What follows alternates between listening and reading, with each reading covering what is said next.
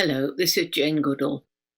Finally, climate change and biodiversity loss have become widely accepted as existential threats to our future. And more people understand that this is all due to our disrespect of animals and the natural world.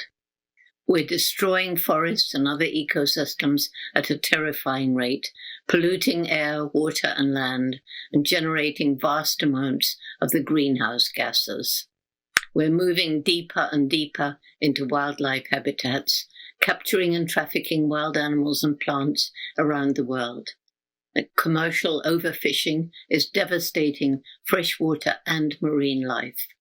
Industrial farming, with its monocultures and its reliance on chemical pesticides and herbicides, is having a devastating effect on biodiversity and killing the very soil on which we depend. Indigenous people are turned off their land.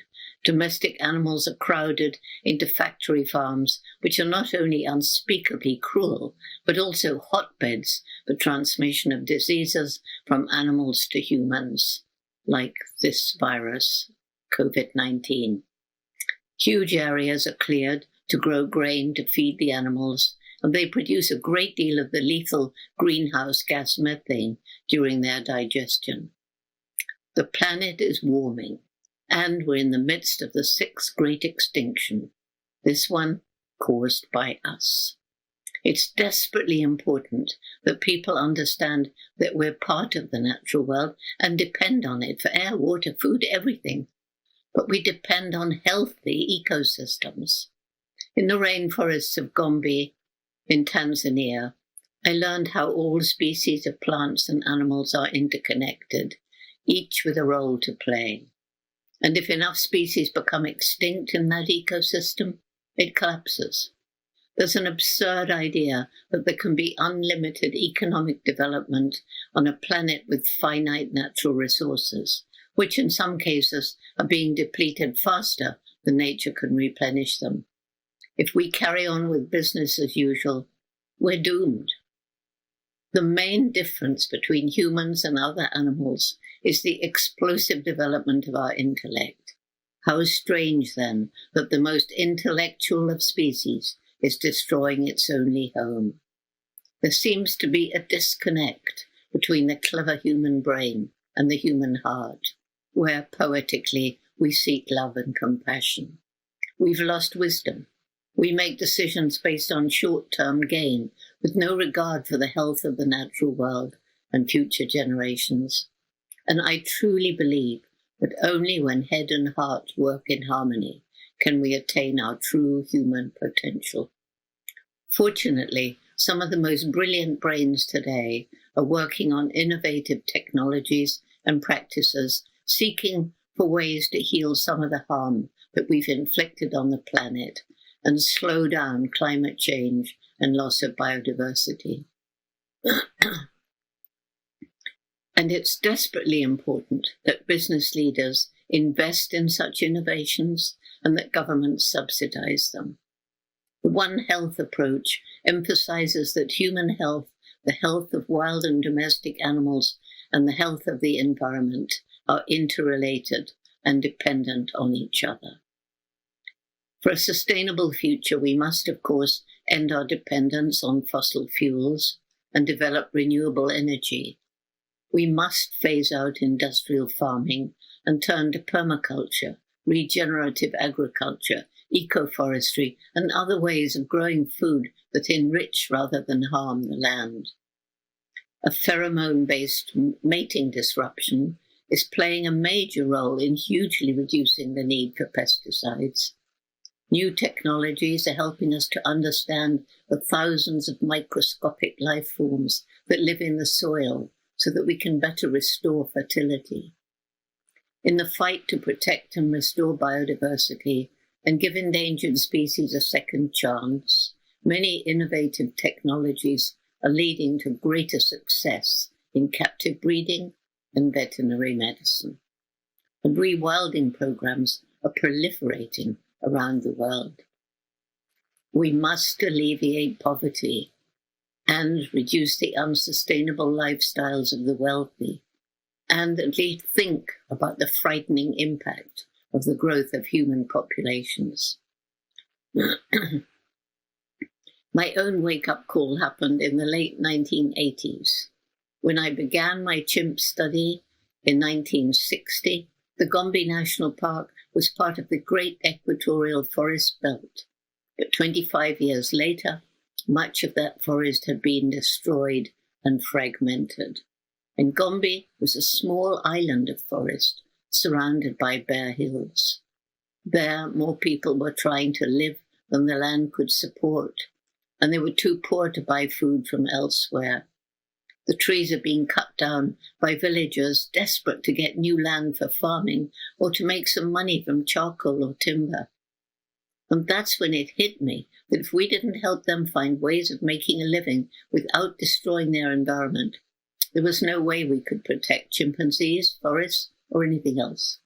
And so the Jane Goodall Institute, JGI, initiated our holistic method of community-led conservation, TACARI. Working with the villagers, we restored fertility to overused land without agricultural chemicals, worked with local government agencies to provide better health and education facilities, and water management programs. We established microcredit opportunities that enabled villagers to start their own small, environmentally sustainable businesses. We provided scholarships for girls to give them a chance of secondary education, and we offered family planning information. Most recently, GIS, GPS, and satellite imagery were introduced, and volunteers from the different villages attended workshops to learn how to monitor the health of their village forest reserves using technologies such as Esri's Survey 123 mobile apps. These data are uploaded to a platform in the clouds so that the results can be shared with village, district, and regional governments.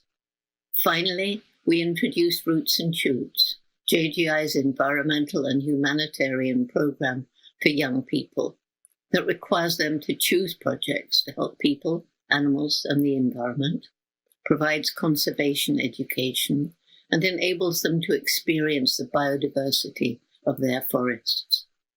TACARI now operates in 104 villages throughout the Chimp Range in Tanzania, and villagers are setting aside land for corridors, allowing safe passage of wildlife between their forest reserves.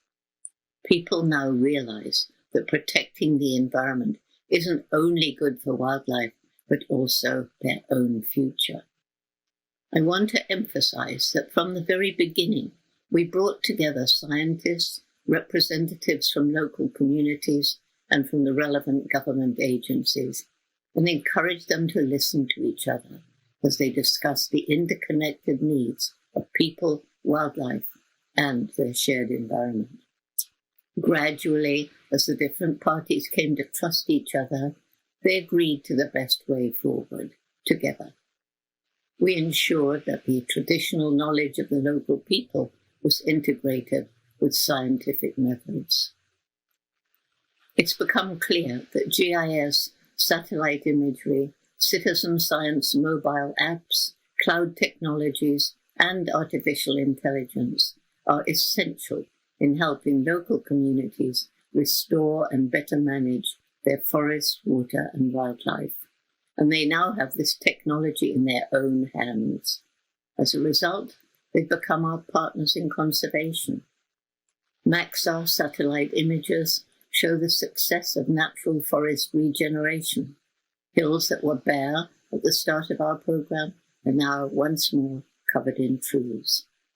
The TACARI book will be published later this year by Esri Press.